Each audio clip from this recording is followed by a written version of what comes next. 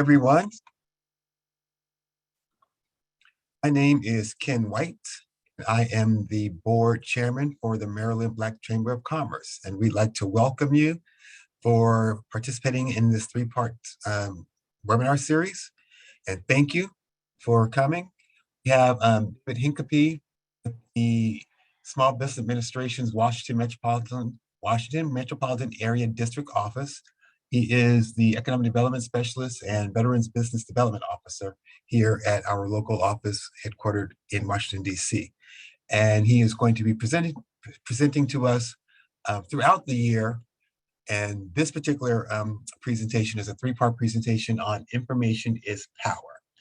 And with that being said, David, I hand it over to you. All right, fantastic. Let me get on video here. And welcome everyone. And I'm looking forward to this. We're going to scratch the surface here in these three sessions. I hope it'll lead everybody to learning a little bit more. This is the Information is Power series, is what we're calling it, just these three. The first one is financial management. The second one is what is it, why does it matter, and where do I begin? The second one is business credit, personal credit, and how it creates opportunities for you. And the third one is cash flow management. So you can see from the titles, you already saw this when you registered, that we're focusing on a lot of financial information here. And this is because of something that I noticed through the pandemic. The financial acumen, the financial expertise and skill and management ability or knowledge of a lot of small business owners was really lacking. And this made things worse. It's hard enough to run a business if you're not getting more expert at the financial management as you grow with the business. But in the middle of a pandemic, it was almost the death of the business for a lot of business owners. So I really want to focus on this because these are very important tools. There's much more to business or running a business than just the financial management. Of course, there is the marketing that you have to do. There's the sales that you have to do. In the beginning, you're the chief marketing officer. In the beginning, you're the chief salesperson. In the beginning, you're everything. But the principal reason businesses fail is they run out of cash. And I want to explain what that means. When I say they run out of cash, it doesn't mean that they run out of cash for a day or for a week. Usually the period that kills them is about a month to 2 months because they have short-term fixed obligations. Right? What's the biggest one? Probably going to be rent or a lease payment. Or a loan payment. And rent, lease, loan payments usually come monthly, and payroll comes every 2 weeks. But the big one can often be this, and a business runs out of cash and cannot meet that obligation. And so even though the business is going to have cash in the next, say, 4 weeks, even though they've made a sale and they have an account receivable and they're waiting to get paid on it, it doesn't matter. The obligation is now, and if you can't meet the obligation, then you're going to be cut off financially or materially in some way by a creditor. So this could be the leaseholder, or rather the lessor of the property. They can start to move to evict. If it's a debt, if it's a loan, the bank can start to move to collect on it immediately. So they've run out of cash for this 30-day period, and it doesn't matter that they're going to be swimming in cash in 60 days, because right now, the people you owe money to are demanding to be paid. That is what causes the death of most businesses. Unless there is an infusion of cash from some other source other than sales, there's nothing you can do. That's it. You're closing the doors. So we saw a lot of this in the beginning of the pandemic. There is a study done on 25 metro areas and small businesses in their cash flow. And I'm going to I'll show that to you and where you can go read this for yourself, because it's good information for you to read. It was a study of small business cash flow in 25 metro areas in the United States. And they found that the median amount of emergency days of cash, median, so that's the midpoint for those who don't know statistics, the midpoint between the high and the low, not the average, that's different. The median was 15 days of cash. So they could survive 15 days of cash needs, whatever that was. And that's it. That's all they had. And this was a study done in the summer of 2019, just before the pandemic, about 5-6 months before the pandemic is when they published it anyway. I saw that and didn't believe it.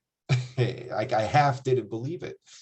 And then 5-6 months later, the pandemic hit, and I started getting panic phone calls from people applying for disaster loans and then PPP and everything. And they've run out of money. And I wondered, how did you run out of money already? It's only April 10. Well, it was the evidence in front of me of what had been discovered in this study done by the JP Morgan Institute.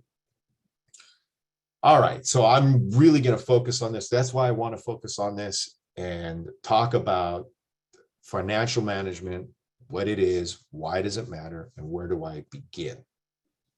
All right, so let me bring onto the screen here a little presentation that I have for. I'll be honest with you, my landlord group. I'm sorry, what? I find you want to run to them.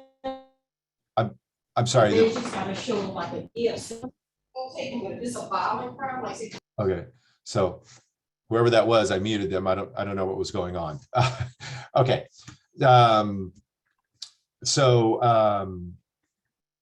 I'm going to bring up a presentation here that I have. This is a program called Money Smart for Small Business. And it's got some basic information for this. And we're going to use this partly for the rest of the series for this session today and then for the following too. All right, let's cue this up, get it up for you. I have it up here. I'm going to share my screen.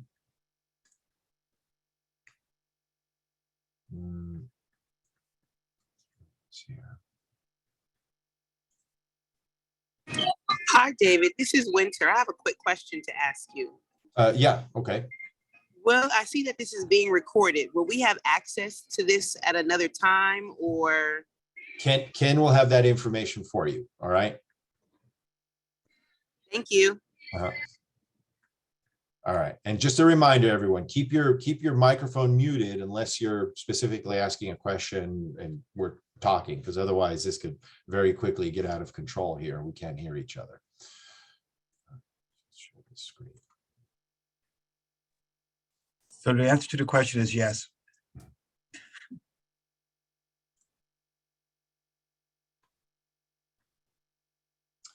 And we should see here financial management for a small business. I'm going to make this go into the little slideshow mode here. Okay, so it should be real clear right there to everybody. So the Money Smart, this is the Money Smart. This is a module from the Money Smart for Small Business program that was developed by the SBA and the FDIC, the Federal Deposit Insurance Corporation, and they are the chief regulator for certain levels of banks in the United States. The other regulators are the OCC and the Fed, et cetera, but this is one of them, the Federal Deposit Insurance Corporation. And let's go here. So I want to talk here, the concept of financial management and its importance to a small business owner. I want to identify financial management practices, rules, tools commonly available to small businesses, and explain how these financial management practices and rules and tools work, how they work for you. Okay, we're going to talk about startup financing. Many of you have already started, and so I'll go through that really sort of quickly. Financing for a growing business, financing working capital, financing fixed assets. Now, these are the answers to those questions in that flyer that you got where you registered. What is it? Financial management. Why does it matter? Where do I begin? All right. So here is a question I would like some answers from people live. Just volunteer here. What do you want to know? What do you want to learn about financial management? Because I know there's going to be varying levels of knowledge already in this, in a large group like this. But what do you want to know? What would you like to learn about financial management? And then, you know, unmute yourself. Go ahead, tell me a little bit about it, and then we'll carry on. Volunteers, please. There's I'm Michael. Hi, Michael. My name is Judith. Okay. I would like to know the basics, something that would keep my business afloat. It's just me. I'm sole proprietor, but keep my business afloat. If I do fall into a place where I will need that financial management, and how would I go about accessing it, or what do I need to have set aside so that I can assess that money to keep myself afloat? And Michael unmuted himself. Michael, go ahead. Michael Morris. Yeah, thank you. Thanks, David, for doing this. My question is, there are an ever increasing number of fintech tools in the financial management space, from Square, more well known, to, you know, just so many others.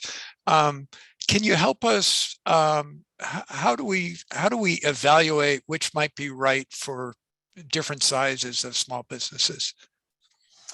Okay, that's actually a good question. Oh, and I noticed Tiffany here. I'll get to you in a moment. Yeah, there's the, I forgot about that. There's the little hand raising icon. Use that, and then I'll click on, I'll unmute you, and that way we can keep it organized this way. So now, Michael, as far as the fintech tools, what I won't be able to say, okay, for this small business under these circumstances and for your needs, you know, this particular tool. What I'm going to try to do is tell you what are the questions you need to ask so you can figure it out for yourself, right? So you'll get from this, what do I need, right? And then you can go and examine which are the right ones that you find and see if they're going to be useful to you. Let's see here. Tiffany, unmute yourself. What's your question? Okay. Actually, I put it in the chat, but I'm going to ask it out loud now. I had a corp-to-corp contract that ended, and I've been paying my standardized monthly payments. Hold on, Tiffany, stand by. Hold on. This is not a specific question about a specific problem you're having. I'll generalize it then. What do you know or want to learn about financial management? I want to know, at what point do you start to inject personal funds into your business in order to keep it afloat? Got it. Okay. Golden Makusha, what's your question? What do you know or want to learn about financial management? It's a follow-up to what Tiffany just said. To say, I mean, how do you get access to additional capital if you need that, and how do you know you need additional capital? That's number one. Yeah. And then, what are the best ways to do treasury management for a small business? Okay. Right. Okay. So treasury services for a small business. All right. No other hands up here. So we're gonna carry on. So we got an idea from some people of what they're interested in learning about. Let's go here. All right. So you're already leaning in this direction. You already can tell that one of the goals by making these good financial decisions is you got to know it'll help you know your profitability. It'll help you forecast your growth. It'll plan for diversification or new product lines or reaching new markets if you decide that's what you do. And importantly, preparing you for financing, right? Let's start with budgeting, right? The first thing we're going to talk about, and this is going to be very basic. Some of you may have done this, some of you may have not, but since there's no way for me to know ahead of time what everybody knows, I can't make it too specific to any particular person, so I'm going to go general here. So what we want to talk about here is let me go back up here, budgeting. So you want to review categories, right? What categories are you already using in your budgeting? Have you had any training? Have you bought a book? Have you looked online? Have you done anything like that? Do you track your monthly expenses, right? How does this help with your business decisions? Do you have this written down somewhere, right? That is probably the most important thing in the beginning, not whether you think about it, not whether you talk about it, but do you write it down somewhere? If you're doing it old-fashioned, pencil and paper, fine. If you're keeping track of things in a spreadsheet, that's fine too, right? But do you do that, right?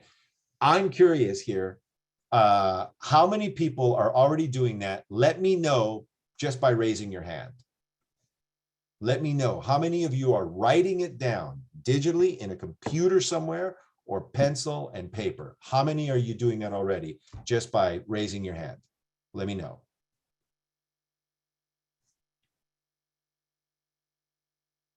I only saw one person. I saw Meg. There's Anyone a bunch of else? them. There's a bunch of them. There's a bunch of them. Let me see. I'm on the second page. Oh, here we go. One, I'm on the two, first three. page now. Yeah. 1, 2, 3, 4, 5.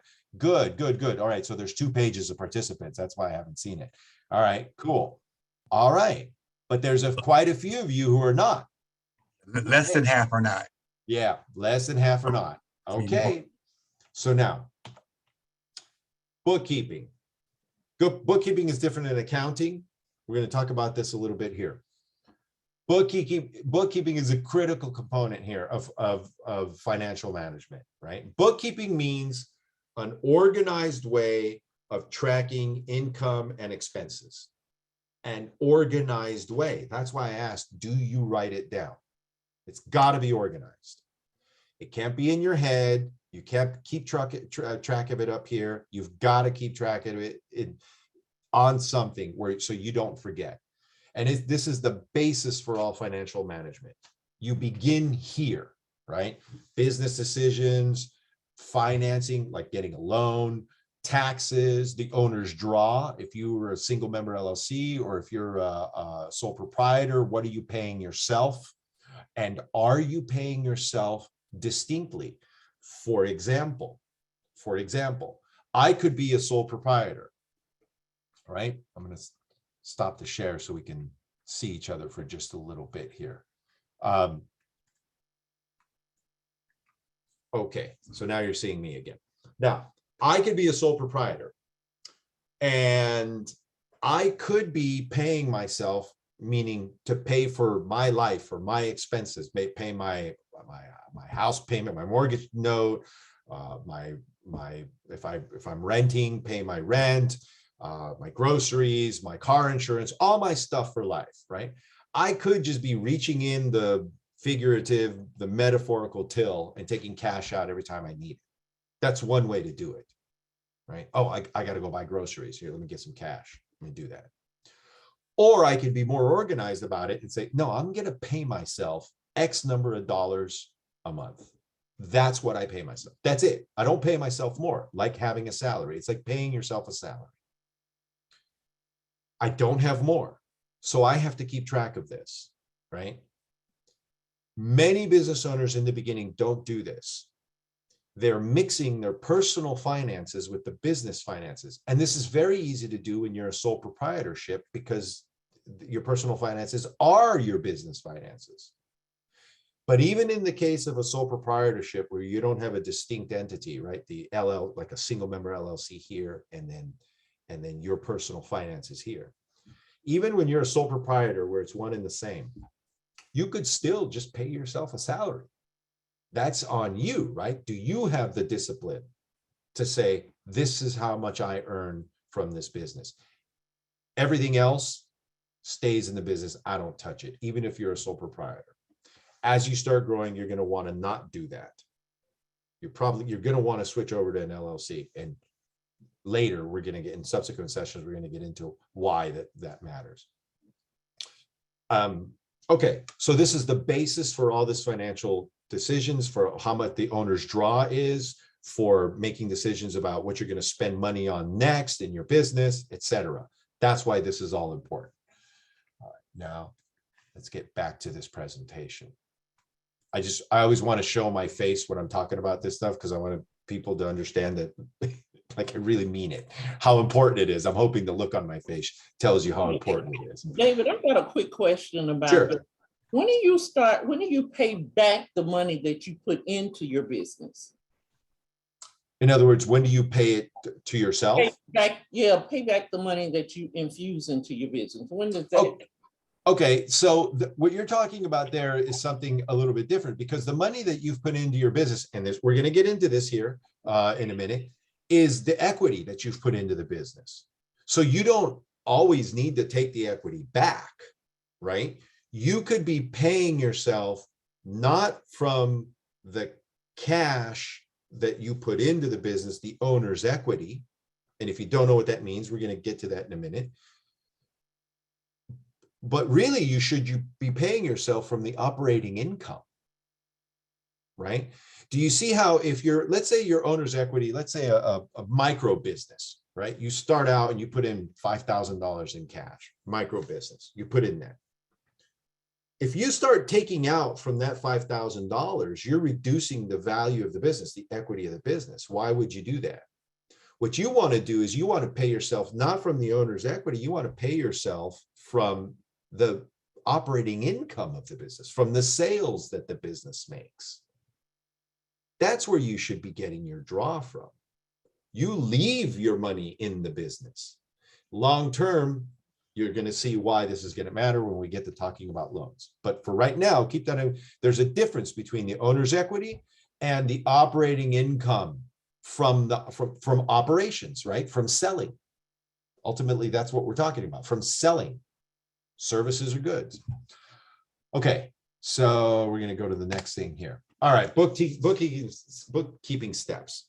10 basic bookkeeping steps. Now, in a lot of these presentations, a lot of these things you see, they'll talk about the 7 steps, the 5 steps, the 10 steps, the 20 steps. It doesn't matter. It really doesn't matter. Here, the way they wrote it, they're saying 10 basic steps. That's good. Just pick one and follow it. It doesn't matter if you find a book that says it's 7 steps or a book that says it's 15. Who cares? What really, they're all going to say about the same thing. Here, just follow one, pick one. So here we're going to start with this. Obtain business accounting software.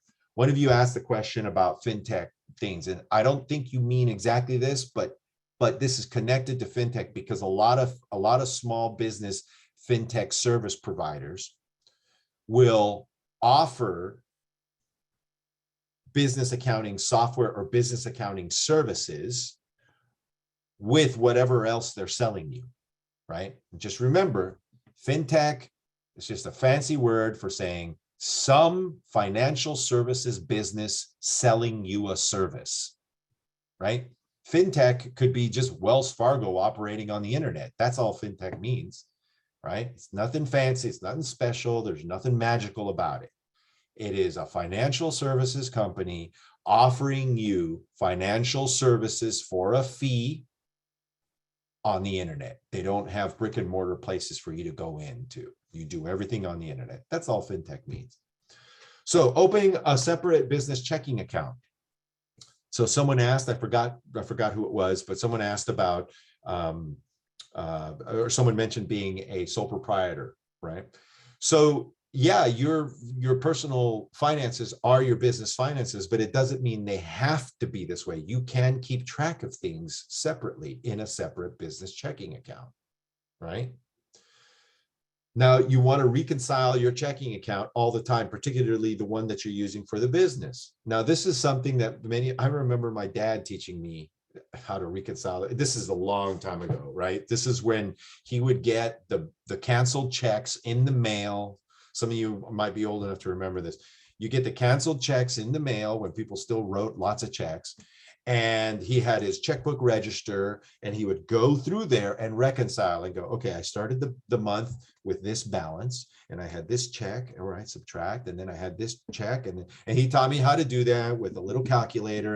And then at the end, his checkbook register should match what it says is in the statement. If it doesn't match, you've got to reconcile. You go in there and you check it. This is really basic stuff. You should be doing it. Tracking sales. Are you tracking sales anywhere? I see 5 hands up with questions. We'll get to you in a minute. That's just page 1. Let's see if page 2 of no, nobody else at page 2 has questions. All right.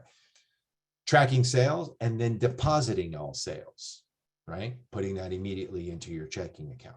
All right. So let's see here. Gian Masia or Masia. Go ahead and mute yourself. What's your question? I actually didn't have a question. I think my hand was still raised from the budget. Okay. Okay. I'm going to take it down. All right, cool. Indra Klein, do you have a question?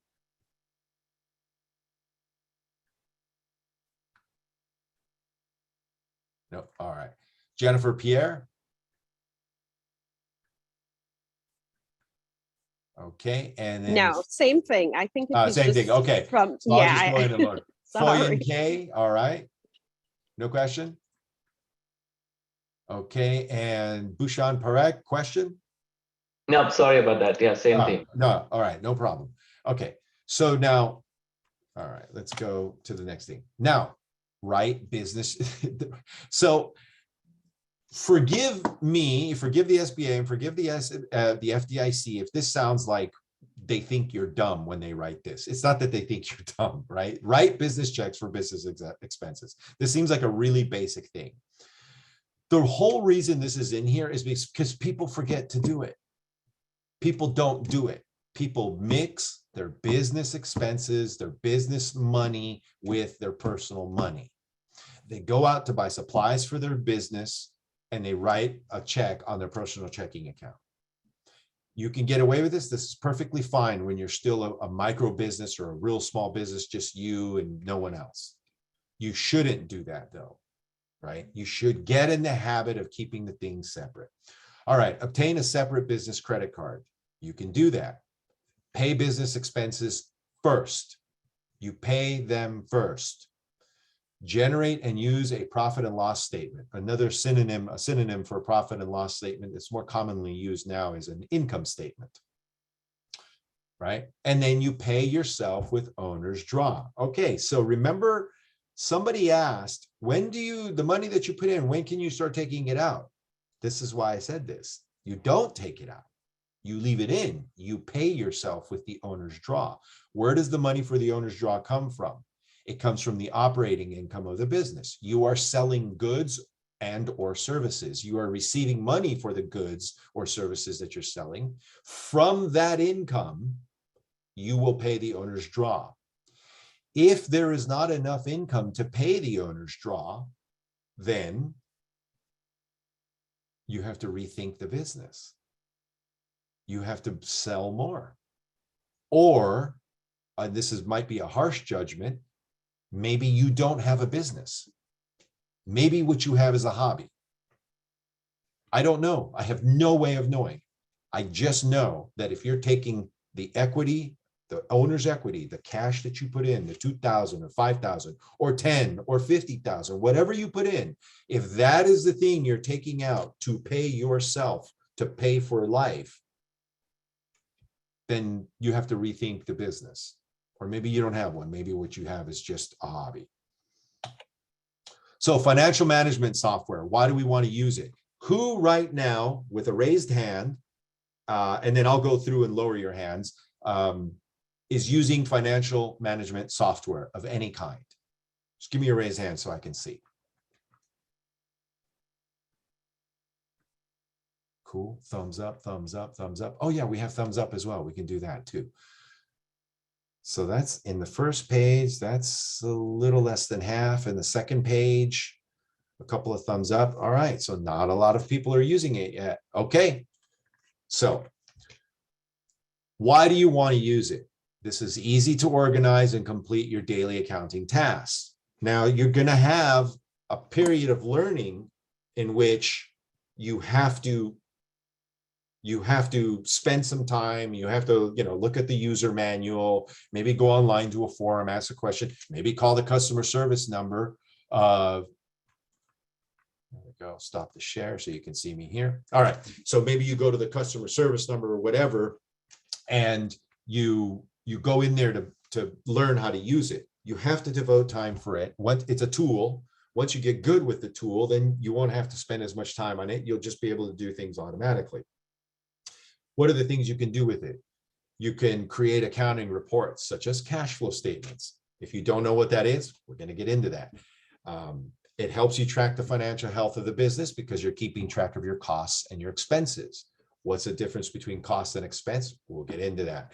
I'll tell you I'll give you a simple one right now. An expense is something that a cost is something that you pay to create the product that you're selling or to create the service that you're selling. So labor costs, that's a phrase often heard. Raw materials costs, if you're manufacturing something, right? Expenses are things that help you to sell it. Think of it broadly speaking like that, right? This is beginning, so I just want to give you a broad idea of it. Broadly speaking, expenses are things that can vary in helping you sell. So marketing expenses, advertising expenses, all right? So you can keep track of expenses and costs with this financial management software. Now it says here, the last thing it says here, you're not seeing it. It says, do not use paper to run your business. Use software to stay on top. Okay, software is very reliable now. Software is very common now. Everybody uses it. But just remember, as much as as little as 50 or 60 years ago, there wasn't accounting software for small businesses. People ran small businesses on paper, right? You can do it in the beginning if you don't have the money for the small business software yet. You can do it. It's a hassle, but people were doing it until, I don't even know when the first small business software really, on a computer at home really began to be sold. I suspect maybe in the 90s, right? So it's less than 40 years old. All right, let me go back to sharing here because I want to show you this. So, financial statements.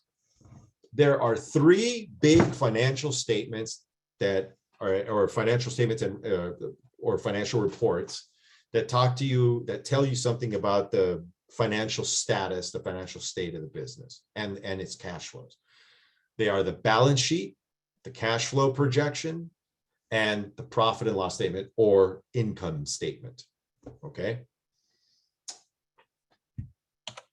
If you don't know what they are, actually, that's a great place to ask this question. How many people here are using these three, even if you're only using them every 6 months or so or whatever? How many people here, just give me a thumbs up if you have used these balance sheet, cash flow projection, and profit and loss statement? Ooh, a little bit more. All right. We got a diagonal going down here on the first page. Okay, that's 4, 5. Anybody else? Nobody else. Okay, 5 out of the 2 pages. So a minority of persons have been doing it. Bhushan, you have a raised hand. Is that a question? I actually do have a question. Yeah, okay. And you might be getting into this, but what is the difference between a profit and loss and a cash flow projection? Oh yeah, we're gonna get into that. Okay. I can. The preview here is cash flow statement. It's right there in the name. It's cash. It's only about cash moving in and out of the business. That's it.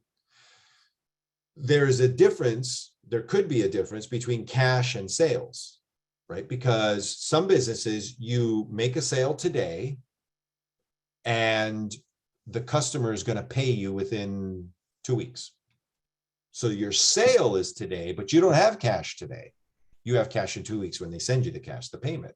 Same thing like when you as a consumer, you bought something today, let's say you use your credit card, but you're not going to pay for it until you make the payment later, right? So the cash flow statement, the cash flow projection is only going to be talking about cash moving in and out of the business. The profit and loss statement or the income statement is going to be talking about a broader category of things, you know, the sales when you record and things like that. We're going to get into that. All right. So the cash flow is like the blood flow of the business. If you don't have any blood flowing, you die. Well, yes, as I said in the beginning, cash is running out of cash in a given accounting period, like let's say a month or 2 months. That's what causes the vast majority of businesses that fail. That's what causes them to fail, is they run out of cash. All right. So let me see here. Now, we're going to talk about financial statements here, the balance sheet. So what is a financial statement? And I want you to look this here. It's a snapshot of a business at a specific point in time, right? It lists assets on the left and liabilities or debt on the right. Assets and liabilities. The totals on both sides have to balance each other. That's why it's called a balance sheet. Okay. Now, this is the opening balance sheet of company ABC, prepared on September 15, 2015. This is when they opened. I'm going to pause the share and come back to it for a moment. What is an asset? An asset is anything that you can turn into cash, right? And you have long-term assets and you have current assets. Current assets are things that you're going to turn into cash within a year. So for example, if you have accounts receivable, say Godwin is selling something and he does it on credit for his customers, meaning he says, pay me within 30 days. That's giving them credit, right? If you don't take the payment right away. So that's a current asset. That contract, that account receivable, that's an asset. It will turn into cash in less than a year. What's a long-term asset? A long-term asset is something you can turn into cash in more than a year, right? It might be property, it might be some big capital equipment, something like that. That's a long-term asset. What's a liability? A liability is something that you need to pay someone, an obligation that you have. There are current liabilities. Those are the ones that you have to pay within a year. So your rent, I don't know, advertising costs, insurance costs, things like these. These things are insurance expenses. These things are current liabilities. What are long-term liabilities? Long-term liabilities are things that, you know, long-term loan notes, right? Not short-term things. Okay. So assets are things that you can turn into cash. Liabilities are things, are obligations that you have to pay. So here we go. What are the current assets of this business here? Let me share this.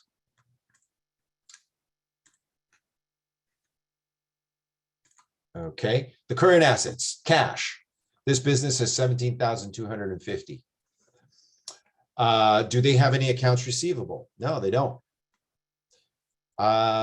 Do they have inventories? Yeah. So this is a company selling products. They got $46,000, $46,800 in inventories. So why is that an asset? Well, the inventory is something that they expect to sell within a year. I mean, most businesses don't keep inventory for longer than a year, and they're probably hoping to keep it for shorter, right? So this inventory, that's going to turn into cash. It's going to be sold and turned into cash within a year. That's why it's in the current assets. Prepaid expenses, all right? This is an asset because this is something that you're going to be able to turn into cash that you paid ahead of time, and it's going to become cash for you in less than a year. Fixed assets. Fixed assets, property, plant, equipment. So land, this company doesn't have any land. Buildings, for example, the lease build out. Machinery, $17,500 worth of machinery. These are assets. If you got desperate and sales fell, and you find you don't need 3 machines, you only need 2 machines, whatever the machines are, you can sell a machine and turn it into cash. Office equipment, you could sell that if you needed to and turn it into cash.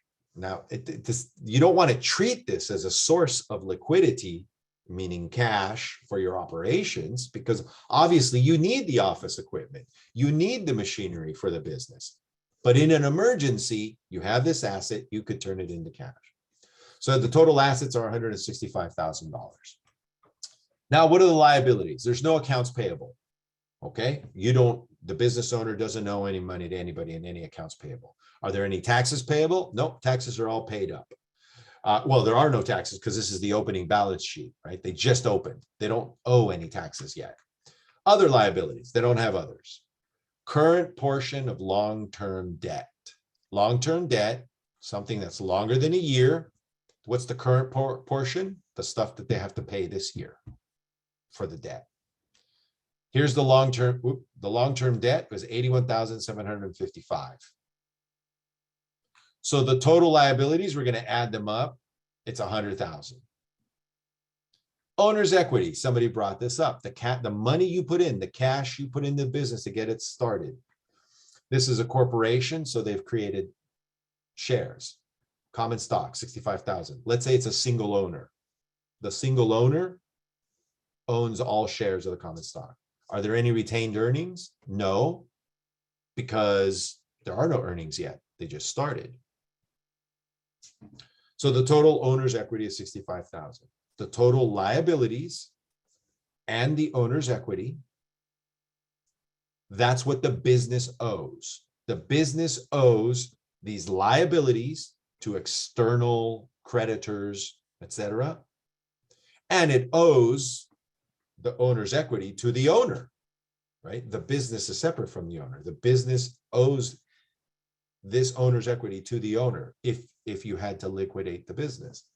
So that adds up to 165, and you see that they balance each other out. I want to pause here. And questions. Who's got a question? Raise your hand. I'll say your name, and then you unmute yourself and ask your question. Because we covered quite a bit of stuff in this section here on this. Who's got questions?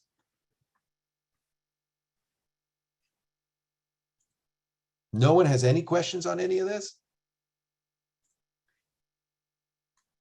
Okay. All right, I don't see any raised hands. All right. Let's go back to the share.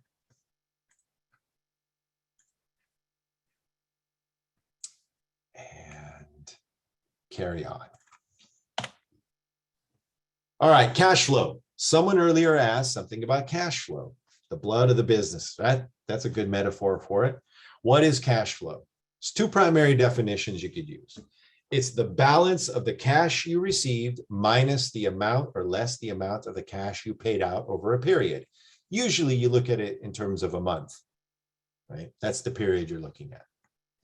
So it's really simple. Cash coming in, cash going out. Now, remember, now I say cash, but I'm not saying sales. The cash coming in could be from other sources. We'll get into that. Or another way of defining it, moving cash in or out of a business from whatever source. So a cash flow projection. This is a financial statement using assumptions. This is a projection for the future using assumptions to forecast what's the company cash flowing in and out, and what's the future cash flow during a specific time period, and project. Here you want to project whether the cash receipts, that's the inflows, will be sufficient to cover projected cash disbursements or the outflows, right? You want to make an estimate. We all do it in our lives. You are doing it right now in your business, even if half of you are not using financial software or bookkeeping or financial accounting software. You're still doing this in your head. Right? You've got an estimate, like how much am I going to sell this month and next month and the month after that? And what are my expenses? What are things that I have to pay? You're keeping track of it imprecisely already in your head. We want to get to the point where you're doing it precisely and you can make good projections. So how does a cash flow projection help and when do you need it? Well, you want to set sales and expenses goals, right? How much am I going to sell? If I'm Portia Bagley and I've got my business and I got like, well, what should my goals be? Well, if this is going to be your business that you make a living with, your source of income, you need to set some sales goals that allows you to bring in the revenue, pay your expenses, and have something left over to pay yourself with the owner's draw. So how do you set that goal? Well, what are your personal expenses? What do you could begin with the owner's draw, right? You can begin and say, well, this is how much I need. I have a car payment. I have a house payment. I have my medical insurance, whatever. So I need to bring this in this much.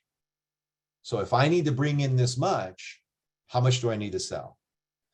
You also use this, the next bullet point is to determine a break-even point. Break-even means when you are making enough money in revenue sales to cover your costs and your expenses. That's when you're breaking even, right? That means there's nothing left over to pay yourself unless you include the owner's draw as part of the costs, right? Thinking of it like labor costs. You can use this to plan equipment purchases for a replacement or expansion. Maybe you started your business with, the home computer. You're using that for all your planning and bookkeeping and sales tracking and everything. But it's a computer that's already 5 years old. You know you're going to need another one in a year. Cash flow projection helps you do this. Plan equipment purchases. And you need to determine the cash needed to purchase inventory if you're selling products for seasonal cycles, right? You need to have enough. Let's say you're doing something seasonal.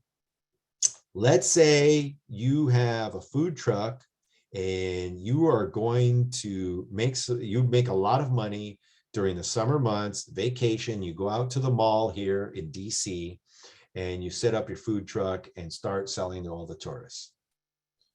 Well, you're going to need a lot of stuff when you begin, right? Or that's going to get used up fast. So actually, that's not even a good example. A better example is, let's say you sell souvenirs at the mall. You want to start the tourist season with inventory already. So you want to project how much cash you're going to need to purchase the inventory that you have ready to go on May 1st. Inventory ready to sell.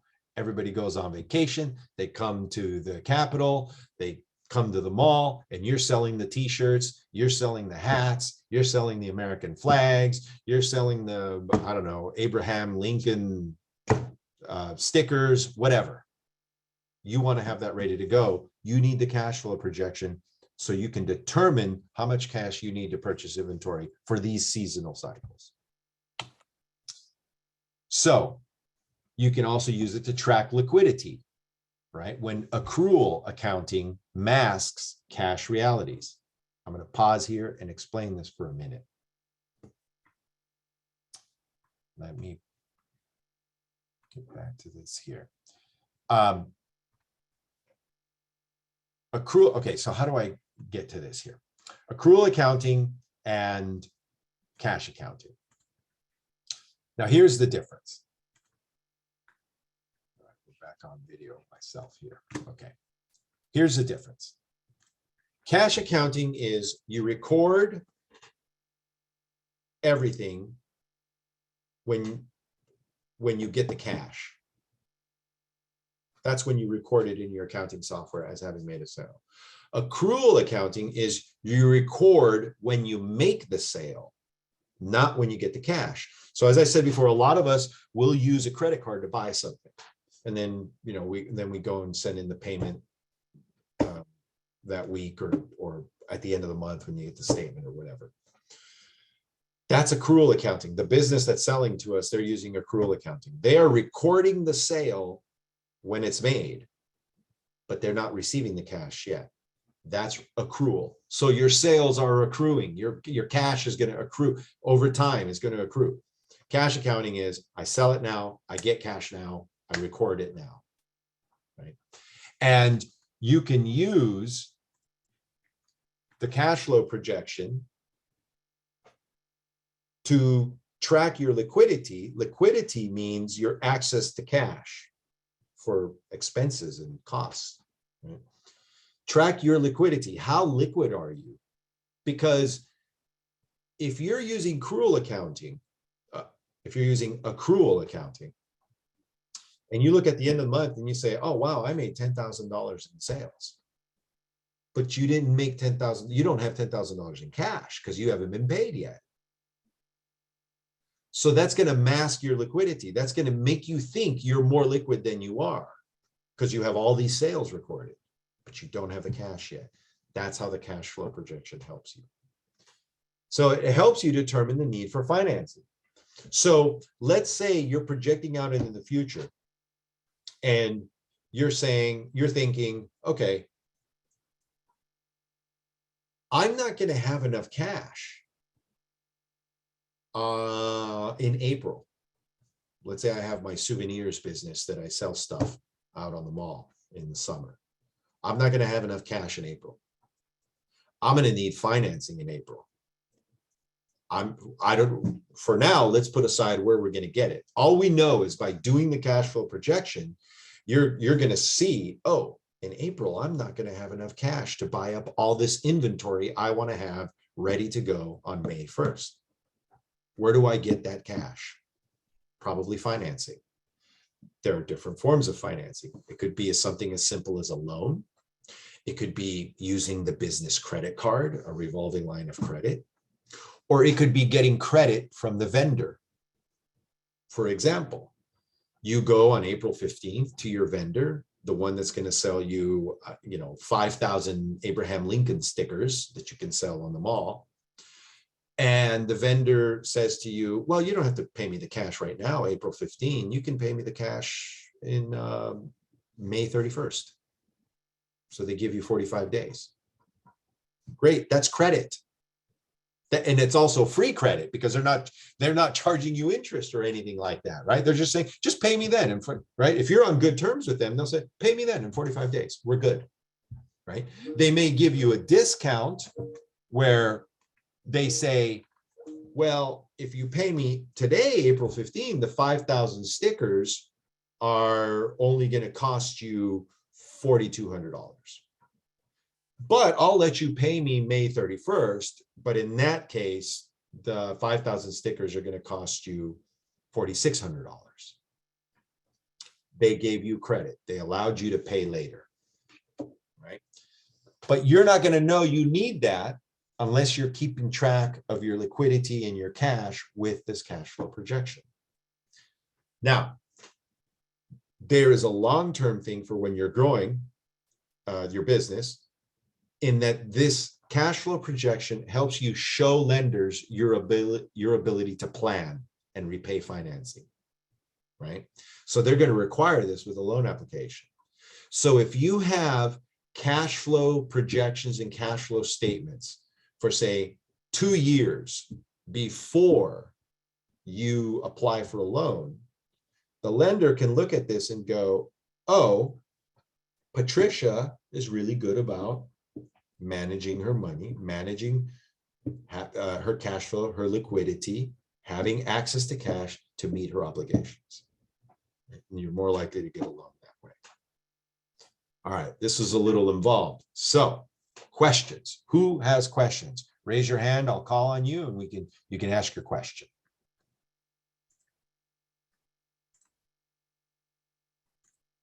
No questions. This makes me nervous. I think you're all asleep and maybe I'm really boring. All right, 2, here we go. Golden Makusha. What's your question? Do you have any recommended software that can be utilized to have all your cash flows, balance sheets and everything, and which can also be linked to your bank account so that you can have a transaction going through there, so you minimize. Yeah. errors. This stuff exists. I don't really recommend one or the other. I'm not supposed to. I don't want to endorse one over the other, right? But this is what I said at the beginning.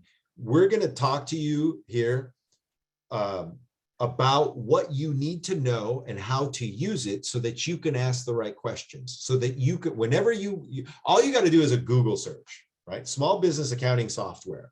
You will get results.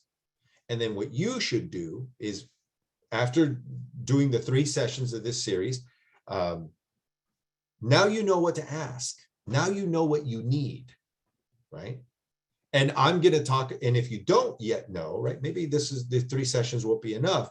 You should then go get help, and I'm going to tell you where to go get free help. And you can ask me too. You know, we can talk one-on-one by email and discuss it. But that's the purpose here. The purpose here is learn what you should be asking and to help you shop.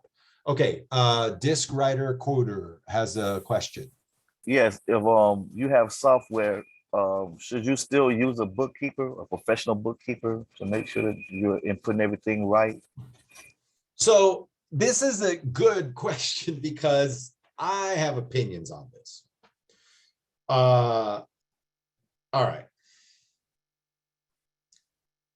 When you're just starting out the business, I think it's very important that you understand the financial stuff backwards, forwards, up, down, inside and inside out, right?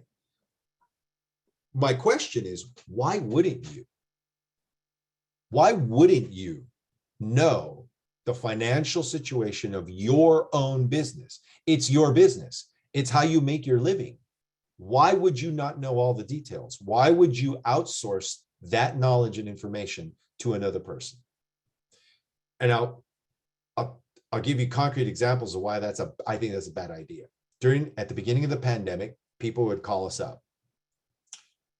Disaster loan, for their Paycheck Protection Program loan that they were hoping would get forgiven and everything. And I would ask them some questions. They say, oh, do I qualify? What about this? What about that? And I'd say, well, I'd ask them questions like, oh, I don't know. Well, who knows? Well, I pay a bookkeeper, you know, I got some information on my taxes. Well, how do you not know your taxes? Now, this is a person who has a business really small, like a micro business, like 500,000 a year in sales. That's very small.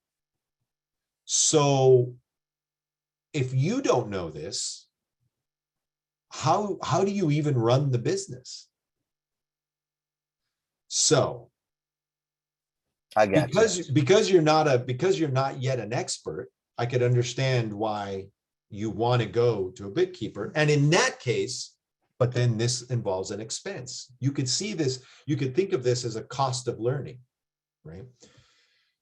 You do the work yourself, you pay a bookkeeper, and you check the bookkeeper's work.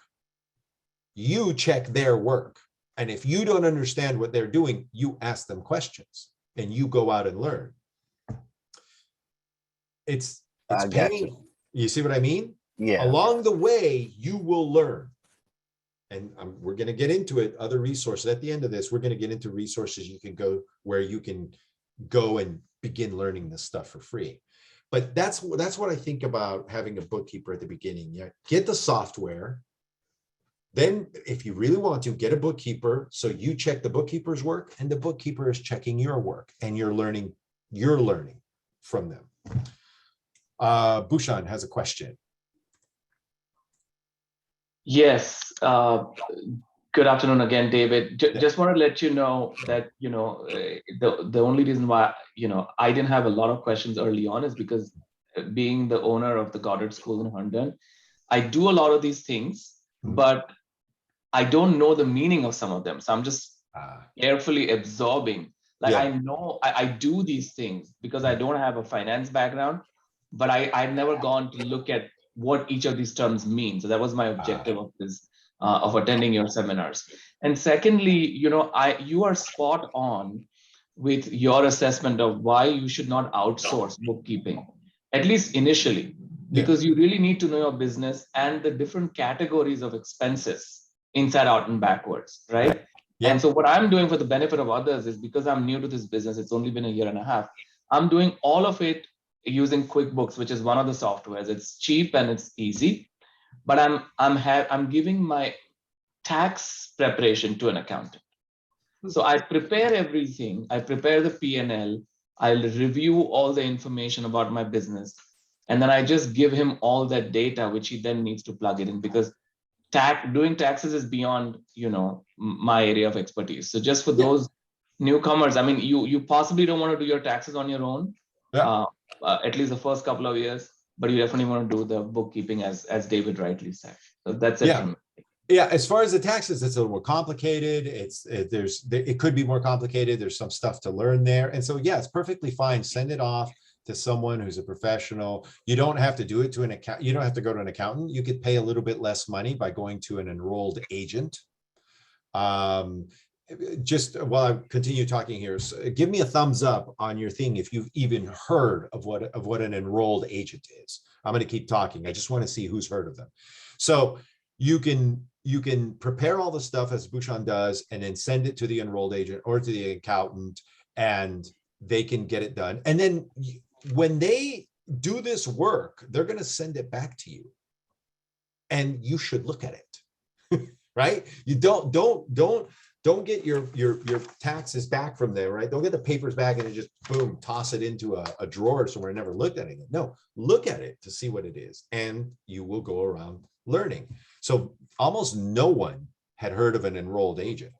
An enrolled agent is a person authorized. They take a very difficult test given by the IRS, which authorizes them to prepare taxes, right? It's a little bit less. There she goes, Indra saying it's an individual who's passed a 3-part IRS test. This is not trivial, right?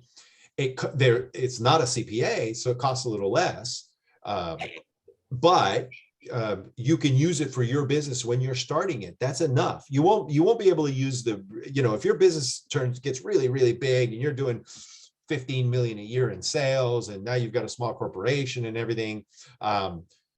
You can't use it because you have to have certain kinds of financial statements prepared in a certain way, and they have to be done by an accountant, by a CPA. But in the beginning, sure, an enrolled agent is an inexpensive way to get a very professional, a very knowledgeable person doing this taxes for you. Okay, Patrice, you got a question?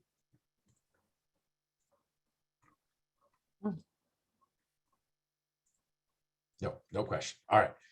I have a question, David. Just about how much does a bookkeeper cost? Just to be real about it, about the average cost of a bookkeeper. What are they? No, I said, what is about the average? What is the average? You know what? I don't remember, because it depends on what services they're selling for you. I honestly, I can't tell you. Look, Kenneth has got his camera on. I think he has an answer.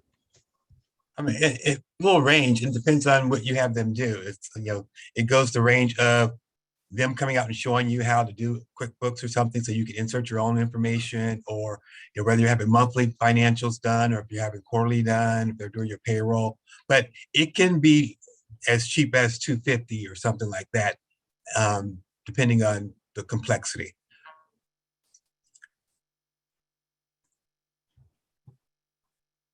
And that's why we're going to get into places where you can go begin learning, so that you don't have to pay as much, right? You don't have to worry as much about, well, you can begin learning on your own for free, right? The SBA has extended resource partners.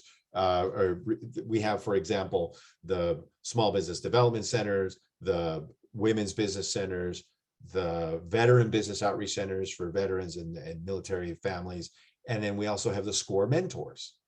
So the SCORE mentors are business owners, semi-retired or retired business owners who volunteer to be mentors. They can help you with this kind of stuff too, right?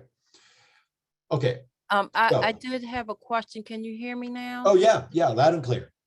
I'm sorry, I didn't get to the unmute properly. I had 2 questions, as a matter of fact. I hope I remember both of them at this point.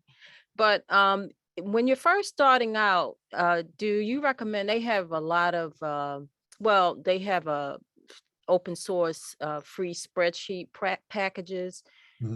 Instead of doing pencil and paper, maybe if you could set up some spreadsheets for some of the tables that you need so you can understand your business transactions. Do you recommend that? Yeah, SCORE has good templates. They have good templates for balance sheet, opening day balance sheet, budgets, SCORE. You go to score.org, SCORE, like the score of a game. Yeah, I've heard of SCORE.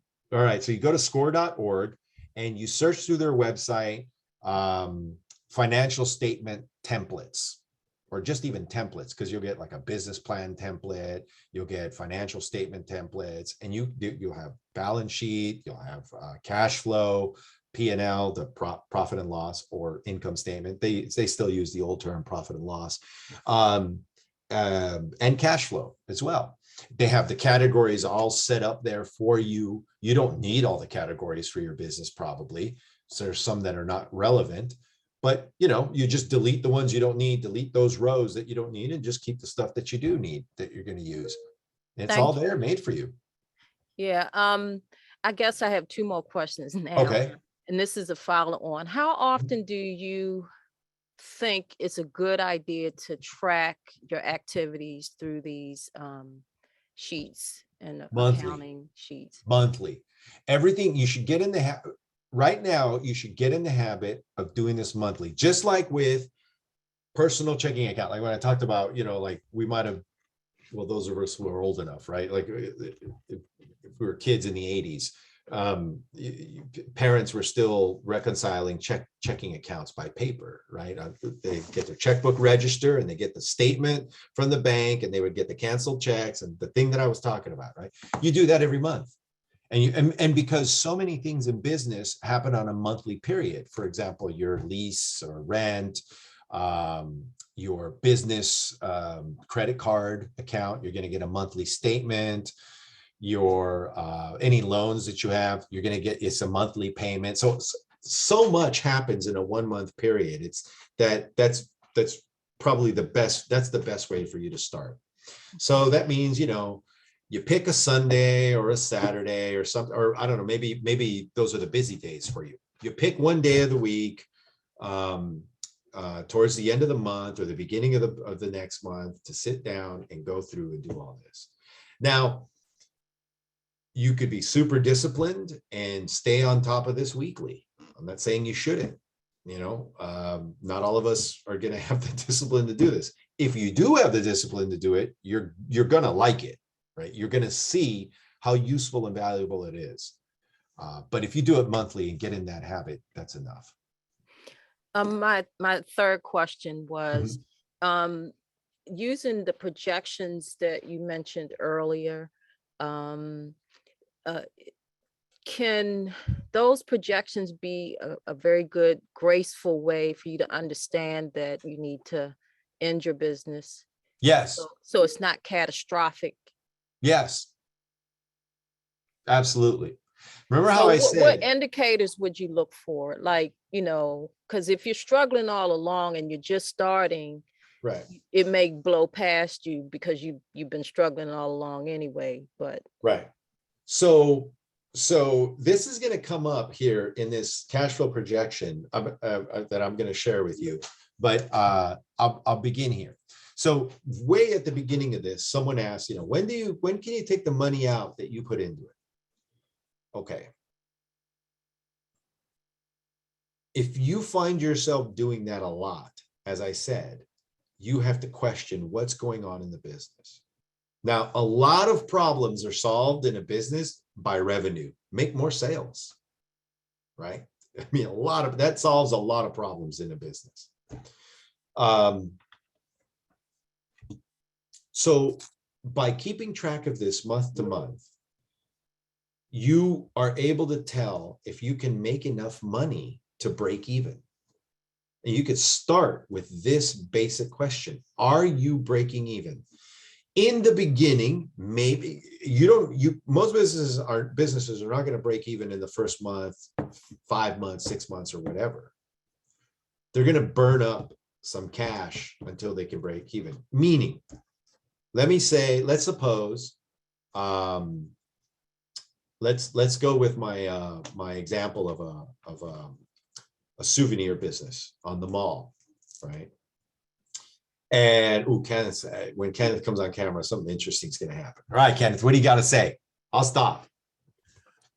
Well, no, I was going to wait and hear what you had to say. Okay, so all right, so the example I was saying is, okay, so let's say I get all my inventory, right? I take my owner's equity, I take the cash, I get my $6,000 that I saved up.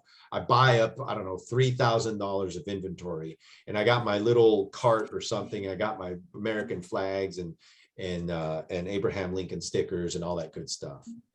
And I'm not selling enough, right? So the question is, am I not selling enough just because this business is not going to work? Or am I not selling enough because I'm not in the right spot on the mall? Maybe I need to go over by the Washington Monument and not be over by the Lincoln Memorial. Maybe I need to be over at the Ellipse by the White House. I don't know yet. I'm experimenting. Maybe people don't want Abraham Lincoln stickers. Maybe they want Obama stickers, right? Maybe they want something else. Maybe they want Kennedy stickers. Or maybe I sell Kennedy stickers to people who are older than 60 years old because they know who Kennedy is. And maybe I sell Obama stickers to people who are, see what I mean? There's all these things that I'm figuring out. And in the beginning, I may not be selling a lot, but it doesn't mean I won't. It doesn't mean eventually I won't break even. But if I'm keeping track of this weekly or monthly, then I can see what is working and what's not working. And I can make changes. And if I don't have enough money to meet all my costs and my expenses, maybe I have to inject more money into it, meaning cash from whatever other source I get. Maybe a credit card, maybe other savings that I didn't plan to use, but I say, no, this is a good idea. This is going to work. I see improvement. In the first 2 weeks of May, I didn't sell that many souvenirs, but in the second 2 weeks of May, I moved to a different location and I sold a whole hell of souvenirs. All right, so it's working. I'm willing to put more cash in, right? Now, you are going to have to decide how long you're willing to do that, right? If you can't pay your house payment and your car payment and everything like that. I mean, if it's hurting you, you're going to have to rethink it and say, no, this is not working. I need to do something else. I need radical different, or maybe I just need to shut this down. But yes, that's what this is for. So, Ken. I agree 100%. And so I'll share a story with you. So in my 30s, and I'm now in my 50s, I had the business for 6 years. And I was doing good, had lots of fun, but I knew I was not on track for saving for retirement. So I knew at some point I was gonna have to shut this down and go back and get a real job and get a 401k and start living the adult life, so to speak. But to say that, you need to look at your numbers and understand, is this a right now or is this my future? Do I have a succession plan? Is this going to take me from where I am today to retirement, if that's my goal, and what does it take to get there? So you need to look at that. Sometimes we just need a break and we want to be self-employed for a while. But some people become self-employed and they make millions of dollars. You got to figure out what that looks like for you. One of the tricks was, David talked about selling items. How many trinkets do I have to sell to fulfill my goal of X? And if my goal of X is to someday buy a new home and retire and send my kids to school and drive a sports car, how many buttons do I have to sell? And how do I have to grow this business to get to that dream? Another thing that I did, if it's not working, I created an advisory board. So I just ran it by a bunch of folks and said, here's what I'm thinking. And this makes sense to me. Does it make sense to you? And I gave them my plan and said, I think I can make $1 million doing this. What do you think? And some people laughed and some people said, well, you may have something there, but you may need to tweak this to that or whatever. So that's my 2 cents. Yeah, no, that's so important. The advisory board is a really good thing. And you can do that with people who have a business, but you can also use some of the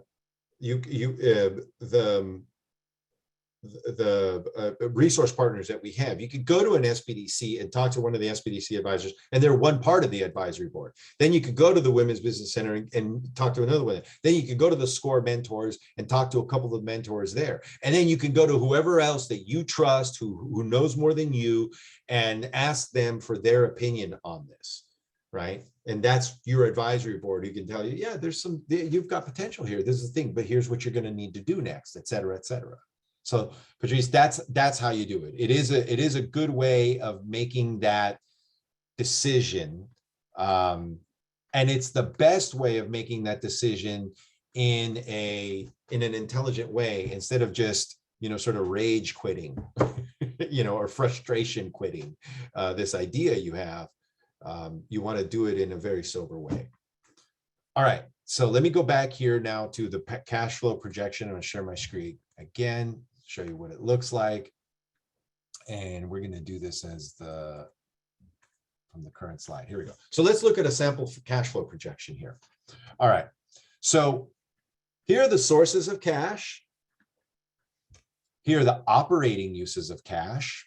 And then you're going to see the non-operating uses of cash. Share here. There you go. Sources, operating use, non-operating. Sources of cash, beginning cash, the money you put in, the money you bring to this project. Cash sales, right? Collections on accounts receivable, if you are selling on credit, right? If you are allowing your customers to pay you after delivery of the goods or the services, after you deliver them the goods or the services. Interest income, right? That's income you earn, interest you earn on something, some financial asset you have that pays you interest. A loan that you receive. A loan is a source of cash. You go, the loan gets approved, they're going to deposit, I don't know, $10,000 in your account. That's cash. Equity contribution. That's something other than the loan. That's the money you bring in from your own sources, from your savings, or maybe you have an old second car, you sell it. There you go. That's cash that you put in as an equity contribution. That's the total cash available. What are the operating uses of cash? Contract labor. Maybe you don't have employees, you have 1099 contractors. Or wages, if you do have employees, somebody who gets a W-2 at the end. Payroll taxes. Rent, phone, office supplies, etc. Operating uses of cash. To operate your business, you need to use cash for these categories. There could be other categories. Someone asked about the templates. That's what's in those templates. It'll be here, and there'll be more categories. There'll be more than you need. You just keep the ones, delete the ones that are not relevant to your business. Non-operating uses of cash. Debt service. Debt service is, the monthly loan payment you make, right? That's not for your operations. That's just the loan. That's you paying back this liability you have. Equipment purchases. You're not using, that's not an operating use of the cash, because you're not using that's not using the equipment to make money. That's buying the equipment so that then you can use it to make money. Self-employment taxes. Owner's draw. You should be doing that. Owner's draw. Inventory purchases. And there you go. Ending cash. Opening balance. This ending cash number becomes the beginning cash for the next month. You go through the process here all the way down, ending cash. Month one, that becomes your beginning cash for month two. It's a basic idea of what a cash flow projection is. Bhushan's got a question or a comment. Yes, quick question, Dave. So as regards the draw, I know you've emphasized a lot on that. Is draw a better way to take money, or is payroll a better way to take money? Do you have any? So here, if you take a draw, all right, so let's look at the case of a single member LLC. A single member LLC let's say Bhushan is a single member. So he's self-employed. He can take an owner's draw, or he can pay himself as an employee of the corporation, the LLC. He can pay himself a wage, a salary. Correct. Wage, right? Right. Now, if you pay yourself a salary, you're going to pay taxes as a wage earner, right? As a salary earner. That's how you will pay taxes on your income. If you pay yourself through the draw, you're going to be paying taxes that way, right? So, which one is better?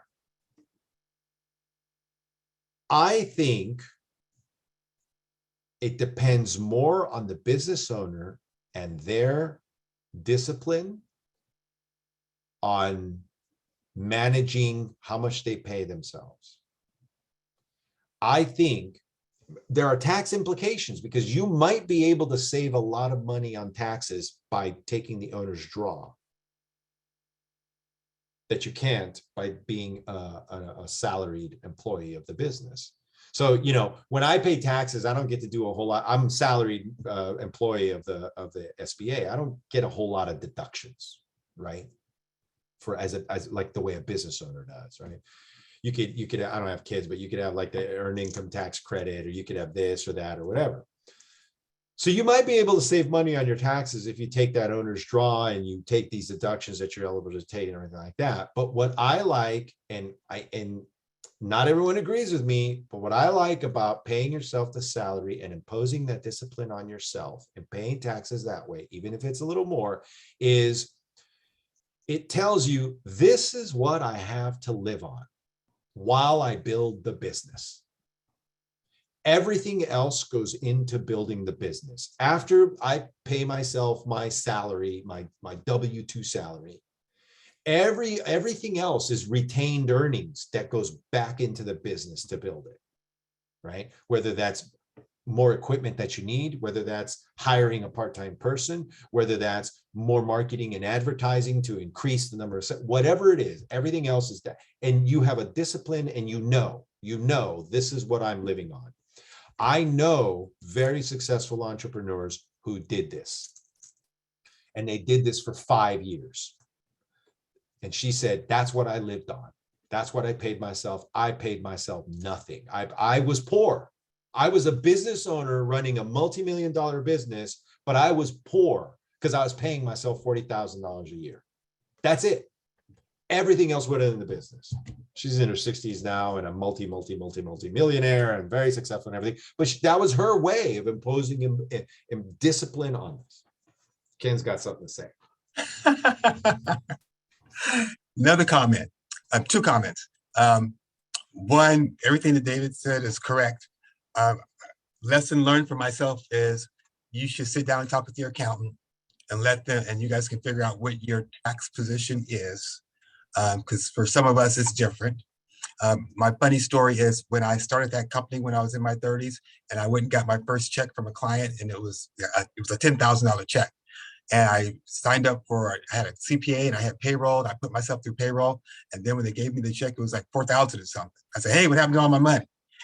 And I was like, there's not enough left here for me to pay my bills. So I had to call up my accountant and say, okay, whatever we did, that didn't work for me right now because, you know, I didn't net enough money off of that to pay my bills. So we had to create some stuff and for the time being.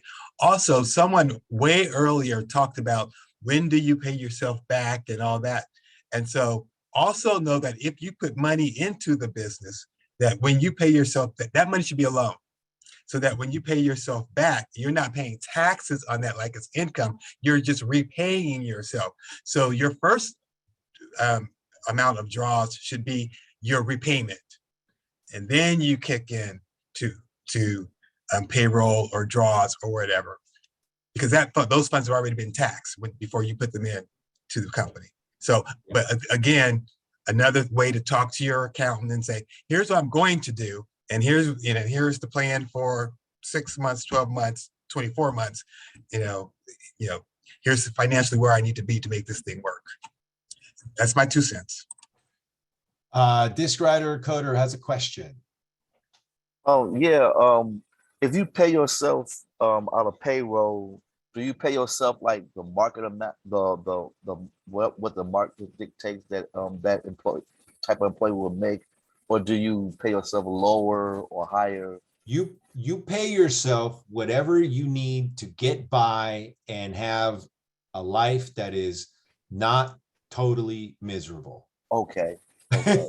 Right. Okay. In other words, I'm not saying you need to be living, you know, like when I was 22 and spending all my time surfing in Southern California, eating rice and beans and with tortillas, right? I'm not saying live like that. Don't live like that. What I'm saying is you pay yourself the minimum you need to make your life okay. Stable. Okay. And stable. Right. You got expenses, right? You got a house payment, or you got rent, you got a car payment, you got health insurance, you got whatever you got a social life, right? You want to be able to go and do something with your friends or whatever.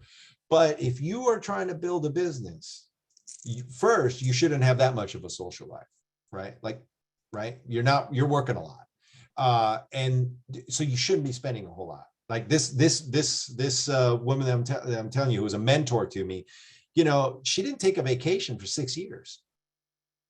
She didn't take a vacation for 6 years. That's what it takes, right? So you pay yourself according to what your needs are for life, and everything else goes into the business. Patricia, comment, question? Yes. So just talking about the payroll, putting yourself on payroll. I've been in business since 2009, and the first few years, I'm a construction company. The first few years, I didn't take a salary. You know, I was just doing draws. Yeah. It was nearly impossible for me to differentiate between business and professional. Business and personal. So my accountant had a conversation with me, and I put myself on payroll, and it did a couple of things for me. First of all, I'm paying into my Social Security. You know, my tax burden is less because I'm not trying to meet 30 or 40% at the end of the year. Also, for getting loans, the banks want to see that you are paying yourself payroll because it makes you look more legit, I believe. And I understand the whole draw thing. But yes, you are working your tail off. But when you put yourself on payroll, now you are making a commitment to yourself and to that business. And when you include that in your cash flow forecast projection, your goals are established right there in front of your face. You're like, this is what I got to do. This is how much I need to make to cover my payroll so I can live and pay my bills. So the sooner that you can get yourself to that position, and once you start doing it, you don't even think about it. It just automatically happens. Yeah. And I'll add one thing to it, is that it's not that you look I'll tell you from the banker's point of view, the lender's point of view, it's not that you look more legitimate. It's just that you look more competent as a business owner. Your business is legitimate. You can do it with a draw. If you have 3 or 4 years of financial statements showing the draw, but your draw never changed during those 3 or 4 years, or only increased, you know, like 2% a year, right? The way you might get a 2% increase on a salary, right? If all it is very consistent, that'll be good too. That'll be good too. It's just most people are not going to be able to be that disciplined. So it's better to put yourself on it, on the payroll, and then the discipline is there. And then the bank, doing the analysis of the creditworthiness of your business is just going to say, like, yeah, she's on top of this. She's on top of this. I can see all this, how it matters. Bhushan, comment, question? Yeah, I have a comment, but Patricia had a very valid point about the fact that if you're on payroll, you pay into Social Security. The other benefit, I think, and that's why I was questioning about the draw, is if your company has a 401k, then you can contribute towards 401k through your payroll. Yeah. And that way, there is a way to offset the tax benefit. Yeah. And I think, for us, we are struggling a lot, but we still have a small payroll for my wife so that she can contribute to the 401k. Now, if there's a month that, it's really slim, then I reduce her payroll a little bit just to kind of get by, but then we increase it the next month. But that way, at least she has the flexibility of contributing towards the 401k along with the other employees. So that's the added other benefit. You still end up paying a little more tax compared to the draw, David, I think. But I think the fact that you can do 401k as well as you pay towards your Social Security are huge. Yeah. Just for everybody's benefit. Because you're looking at it long term. You'll pay a little more tax now, but you're going to get this benefit later Or like, oh, I have a baby, I have a retirement. pregnancy, like what she wants. That's correct. I think somebody has unmuted themselves. Yeah, I got him. All right, so we're almost at the end here. And remember, so the whole point of this first thing was, what is it, financial management? Why does it matter? Where do I begin? Right? That was the three questions we were talking about here. And that's what I wanted to get into. And we got the timing almost exactly right. We're only 5 minutes over. Here are these final points. Cash flow projections, right? Review a cash flow projection spreadsheet. So that one that we saw. So to increase cash flow, what can the owner do? Increase the number of items sold or units of whatever service, increase the price, reduce expenses, change the timing of the expenses. Maybe your property casualty insurance for your business, right? You, instead of paying it monthly, you pay it quarterly. That could be better. Save money to have sufficient opening cash to get through the startup period. The startup period meaning the period where you're still not breaking even. You're not selling enough to cover all your costs and expenses, right? That's the startup period, right? Now, the other thing, let me go back to this here.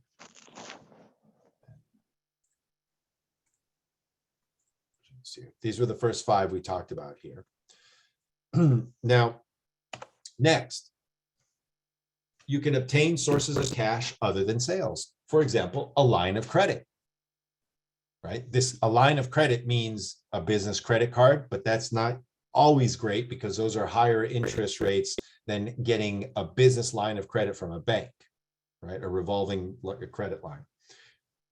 We'll talk about that in subsequent sessions. The SBA has certain programs for that. You can reduce or change the timing of the owner's draw, or just simply, go on the wage option. You can buy inventory from a vendor at a lower price. You can try to negotiate terms with the lender. You can obtain credit from the vendor, right? And you can often obtain free credit, meaning effectively no interest rate, right? They just give you 60 days or 45 days or 30 days to pay it. And if you sell on credit, meaning you deliver the goods or you deliver the services and then your customer pays you later, you can establish a policy to get paid sooner by customers. For example, you might say, well, I'll give you a 10% discount if you pay me within 2 weeks instead of 30 days. And you may say, well, that's less money, but 10% is kind of high. But let's round even number to use, or an easy number to use in an example.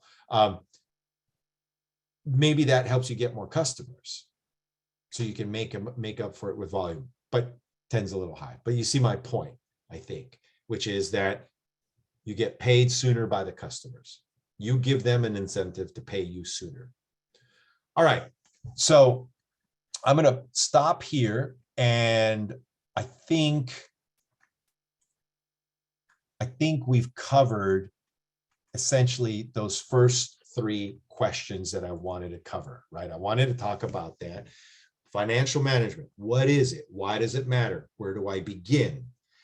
So what is it? It's all the stuff that we've been talking about, all the examples Ken gave, the examples Bhushan gave, the examples Patricia gave, the questions that people asked regarding different things, right? That's what is it? What is financial management? Why does it matter? We talked about why it matters. It matters because it helps you keep track of the business and keep it healthy, keep cash coming in so that your business can survive, you can meet your obligations, and you can grow the business.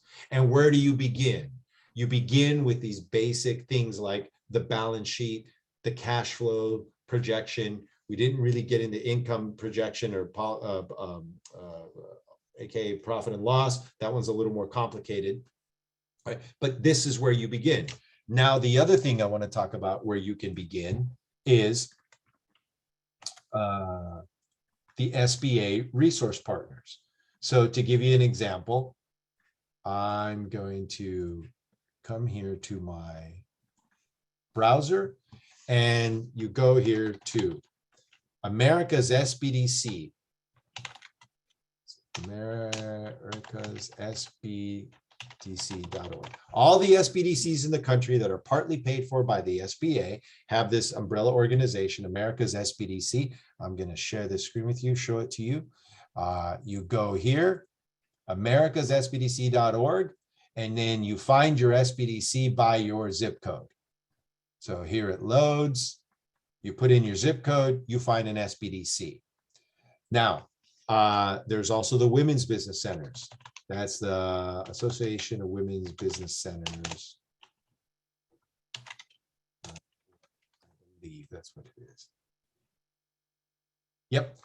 AWBC, the Association of Women's Business Centers. All of these are partly funded by the SBA. They're independent nonprofits, right? You go there, About Us, a WBC locator, you click on that, you find one, all right? Zip code is usually the best way to do it. Then there is this one, score.org.